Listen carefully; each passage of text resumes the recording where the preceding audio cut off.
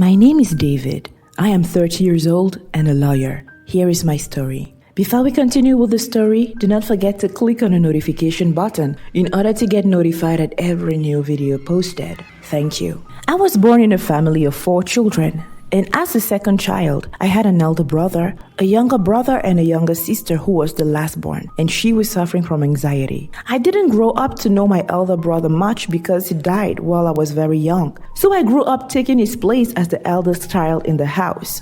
Growing up, I had been closer to my mother and siblings, but the relationship with my father was not really an easy one. The only person who was really close to him was my sister. She somehow used to manage to touch my father's soft spot, which was something my brother and I had never succeeded in doing. My father was a medical doctor and was always absorbed by his work. Because of his work, we had not stopped traveling from one place to another. After moving from one city to the other for so many years, my father promised us that he would set up a private clinic and all the movement would stop. After several years, our father finally set up his clinic and we were finally settled in our hometown. Things were moving on smoothly until my mom said she wanted to return to work. She used to work as an editor-in-chief in one of the biggest media groups in the country, but things later on changed and she had to quit her job. My father met her already working and he asked her to marry him. He promised that she would keep on with her job. They both agreed that they would have just 2 kids and they would give a space of 3 years in between so as to be able to save up some money to give to the children the best of lives. After 2 years of marriage, they had my elder brother, and my father asked my mother to stop so as to take proper care of the baby. She took some sort of 1-year break from work, and after a while, she returned to work. Being a very good staff member, she was promoted some months after returning to work. With her promotion, she had to work harder and spend more time in the office, but she always made provisions for her husband and kid. Yet my father was not really satisfied. He said it was time for them to have another baby. That is when they had me. For some months, the issue of my mother returning to work came up again. But my father got very angry and told her it was a no. After some months, my elder brother and I fell really sick and we were both admitted to the hospital. My parents spent a lot during those months and after that, things became very difficult financially. My father then told my mom to look for a way to resume work. My mom, being the warrior that she was, returned to work and this time around it was not an easy task to accomplish. She had to constantly keep an eye on my brother and I while making money and taking care of my father too. The aim of the clinic was to ensure that he delegates work and spends more time with his family. Most nights he would return late, and when my mother would try to inquire about his whereabouts, he would bring up some excuses concerning some cases that needed his attention particularly. My mother, being a very understanding woman, would simply try to know how the cases ended and even say how proud she is of him and of his passion for his job. This continued for months until it got to the point where my father would not even come back home. For the first night it happened, my mother got so worried that she even asked me to drive her to the hospital. My siblings and I struggled so hard to keep her calm. I told her it was certainly a difficult case that had come up and my father probably had to finish and keep an eye on the patient. When he got back the next day, I was the one who opened the door for him. I noticed that he was not looking very tired as a normal person who spent the night working would be. Or maybe it was just the fact that he naturally always wore a stern look, which never enabled anyone to really read his emotions. The excuse he gave was exactly what I had told my mom earlier that night. He said a pregnant lady came in with very high fever and she had severe anemia and they needed a blood donor, but didn't find anybody because it was late. So he ended up donating his blood. And since he was really tired and weak, he just decided to spend the night at the hospital. His story was very credible to everyone except for me. I don't know why, but I had difficulties in digesting the whole story he told. But my mother, as usual, believed him and completely understood what he was going through, and that was the end of it. By this time, I was just 16 years old of age, but I knew how to distinguish between the truth and the lie. At some point on Sundays, which were days meant for us to spend time as a family, my father began receiving phone calls which he termed urgent. And sometimes we even began receiving strangers who came to look for my father because of his work. Truth be told, my father was a good gynecologist, but before his job, he had a life.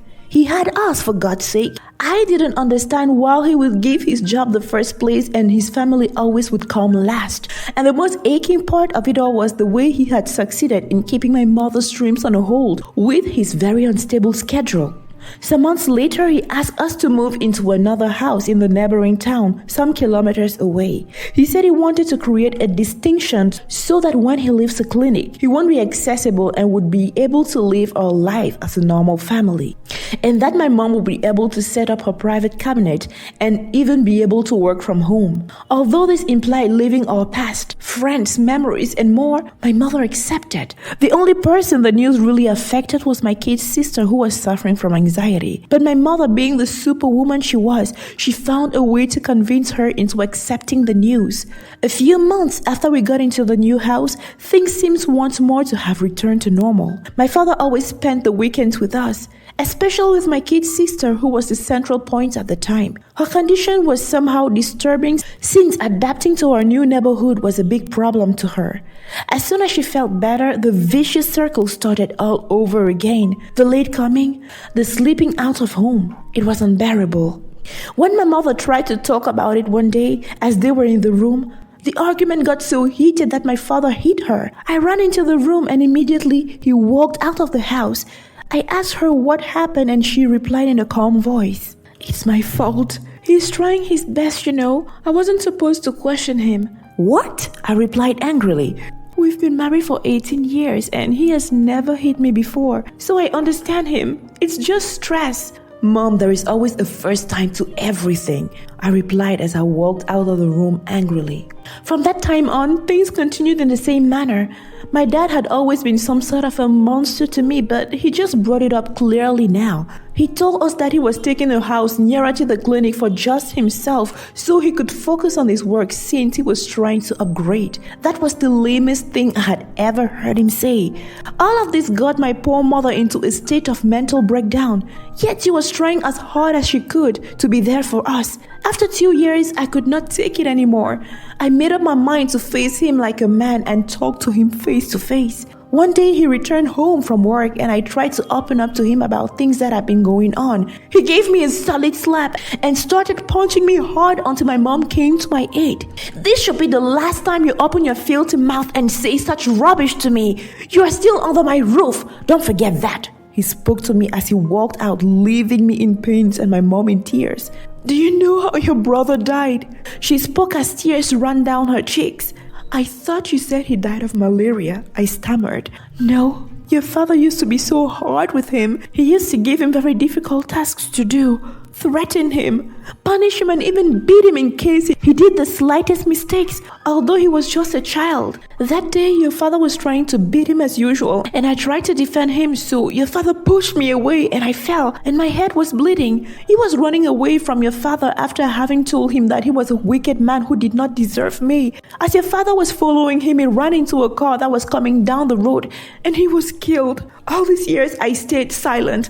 I covered his crime because I loved him, but I can't take it anymore." On hearing this, I silently made up my mind that he would pay for all that he had done to us. The next day, I went to his house in the city where he left for work. On arriving, I found there was a lady there who claimed to be his wife and made to her light about being his very good friend. From my conversation with her, they had been together for a while and my father intended to divorce my mother and marry her. We pressed charges against him for homicide, domestic violence, and cheating. He was judged and sentenced to a 10-year imprisonment with a huge fine. My mother also filed in for divorce, and that was when I decided to become a lawyer.